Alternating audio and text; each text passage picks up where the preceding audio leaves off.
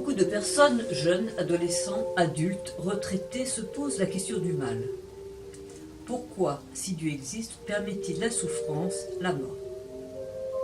Mais est-ce bien Dieu qui le permet?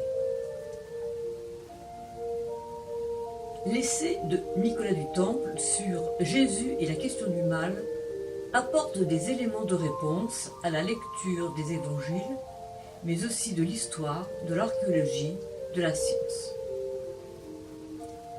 Cet essai a été lu entre autres par Jean d'Ormesson de l'Académie française, qui a répondu à l'auteur, et en voici un extrait. Votre livre m'a beaucoup frappé. Je reçois beaucoup de lettres et beaucoup de livres. Bien peu m'ont autant intéressé que le vôtre. Vous avez fait un travail considérable. Je vais donc tenter de vous résumer en plusieurs épisodes d'environ 5 minutes les arguments développés par l'auteur. Introduction. Durant 3 années, celui qu'on nomme Jésus de Nazareth sema, il y a plus de 2000 ans, une parole étonnante, accompagnée de signes exceptionnels et qui fut une véritable révolution dans le monde. Ce sont ses disciples, en particulier Galiléens et artisans pêcheurs, qui ont rapporté ce qu'ils ont vécu et expérimenté dans un langage simple et direct. Ils avaient, à leur dire, assisté à des miracles incroyables dont le plus inimaginable aurait été d'avoir vu Jésus jugé, crucifié, mis à mort, enseveli et ressuscité. Un nombre important de personnes, si l'on en croit les actes des apôtres, se convertirent et une première communauté de croyants, celle de Jérusalem, se constitua et s'organisa. Les actes des apôtres ont été écrits par Luc, qui mit en scène l'action d'évangélisation des premières communautés chrétiennes après le départ du Christ. Elle se composait de juifs pieux, qui avaient une connaissance approfondie de ce que l'on nomme aujourd'hui l'Ancien Testament. Si leur mission demeura celui d'annoncer le message du Christ, il leur fallait, en parallèle, montrer que ce message était en concordance avec les Écritures de l'Ancien Testament. Écritures, le pensait-on, révélées du moins, inspirées par Dieu. Pour convaincre la crédulité des autres juifs, notamment celle des plus réticents, les responsables religieux, ils mirent en adéquation l'enseignement du Christ et les Écritures de l'Ancien Testament. Il fallait en effet, pour convaincre le peuple juif dans son ensemble, prouver que Jésus était bien, entre guillemets, l'envoyé de Dieu, le Messie attendu. Mais cet effort n'aboutit pas.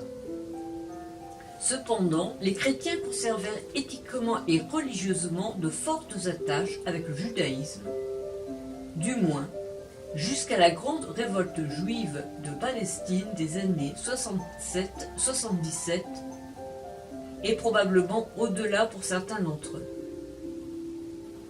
Cette révolte fut une insurrection généralisée des Juifs judéens contre le pouvoir romain et le temple de Jérusalem fut détruit par Titus. Avec la dispersion géographique des communautés chrétiennes et la disparition progressive des témoins directs de la vie de Jésus, de sa mort et de sa résurrection, il devint nécessaire d'écrire un ouvrage sur l'activité du Christ. Un autre motif accéléra également ce processus de rédaction. Beaucoup croyaient que Jésus allait revenir pour cette fois établir le règne de Dieu. Fréquentes sont les formulations « le Seigneur est proche »,« le temps est proche »,« la fin de toute chose est proche ». Alors, pourquoi se préoccuper d'écrire un passé si présent pour un futur si immédiat? Mais les années passèrent et le Christ ne revenait pas. Ce fut sans doute pour les Juifs le signe manifeste que Jésus n'était pas l'envoyé de Dieu. Et pour les chrétiens, il leur fallut admettre la nécessité de différer dans des temps plus éloignés le retour de Jésus.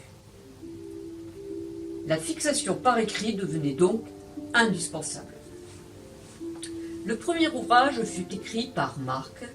Il fut suivi plus tard par deux autres, Matthieu et Luc, et ensuite Jean.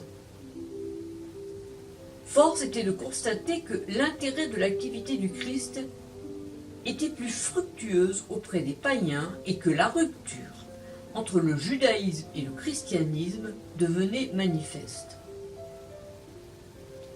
La compréhension du message chrétien, mais surtout l'identité en profondeur de la personne du Christ s'en trouvèrent de ce fait modifiées.